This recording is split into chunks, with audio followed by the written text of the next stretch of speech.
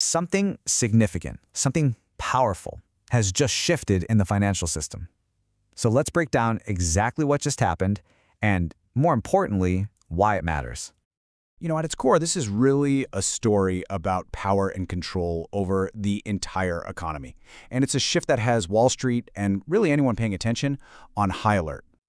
But look, this isn't just some abstract story for traders. The decisions that get made in these quiet corridors, well, they can affect everything from your mortgage rates to the value of your savings. So let's unpack it. To really understand the shockwave, first we have to understand the mood right before it hit. Because the market, well, it was already sending up some serious flares. Yeah, long before any official word came out, you could see investors were already making a classic move, a move that signals deep, deep uncertainty. They were fleeing to the perceived safety of hard assets. And this is what that fear looked like in the numbers. In just a single month, silver shot up 56%. Now, to put that into perspective, that wasn't just a big number. It was the largest monthly gain ever recorded. And it wasn't just silver. At the same time, gold jumped over 20%, its biggest surge since 1980. Believe me, these are not small everyday moves. This is what we call fear money, and it was moving in a historic way. So let's be crystal clear about this. This wasn't a bunch of investors chasing some hot new trend. No, this was a defensive play, a hedge against major instability. And right as that fear was hitting its peak, everything changed. Okay, so let's get to the moment that just slammed the brakes on the market and threw it in reverse. This wasn't a random event. This was a calculated move, and it was designed to send a very, very clear message. All eyes turned to the White House. Donald Trump was about to name his pick for one of the most powerful economic jobs on the entire planet, the next chair of the Federal Reserve. And the name was Kevin Walsh. Now, for some, this was expected, but for the markets, it was the confirmation they had been dreading. The reaction was just immediate and severe. Gold and silver ETFs, those funds that investors can buy and sell just like stocks, they plunged by as much as 23%. Stock markets in the US and Asia went right down with them. The fear of economic instability was suddenly replaced by a new fear, the fear of political intervention. So, who exactly is Kevin Walsh? Well, he's a former Fed board member, deeply connected inside the financial system.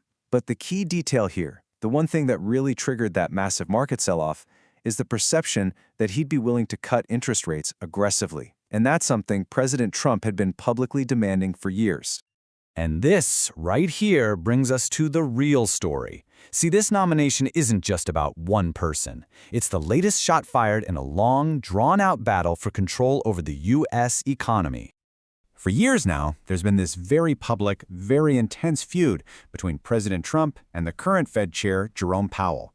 And this announcement, well, it's really the culmination of that entire conflict. This slide really breaks down the heart of their disagreement.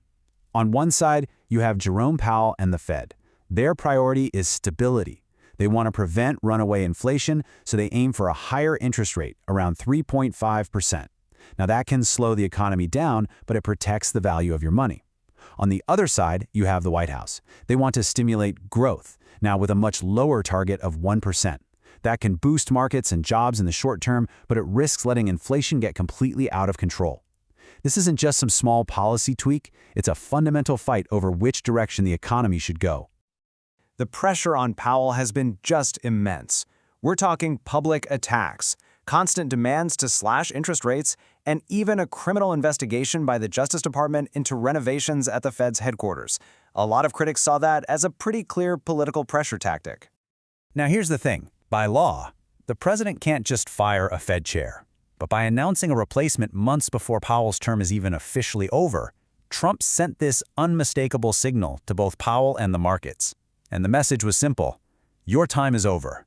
That message was received loud and clear. So, all of this brings us to the final and most crucial question. Why does this power struggle in Washington matter to everyone, not just traders on Wall Street? The market's nervousness really boils down to two big fears. The first one is that interest rates will get cut way too fast and way too deep, which could unleash inflation and just eat away at your savings. And the second is a deeper, more fundamental fear that the Federal Reserve's independence from political pressure is being completely eroded. And that independence is so critical. The whole idea is that the people who control the nation's money supply should be insulated from the day-to-day political drama. They're supposed to be the ones who can make the unpopular but necessary decisions, like raising rates to fight inflation, to protect the economy's long-term health, even if it's painful right now. So what happens when that independence is compromised? What happens when the decisions that affect your mortgage, your car loan, the value of everything you've saved? What happens when those decisions are driven by short-term political goals instead of long-term economic stability? That is the question at the very heart of this conflict. Because ultimately, this is not just a debate about interest rates or inflation targets. This is a fundamental struggle over who gets to pull the levers of the U.S. economy. It is not about money, it is about control.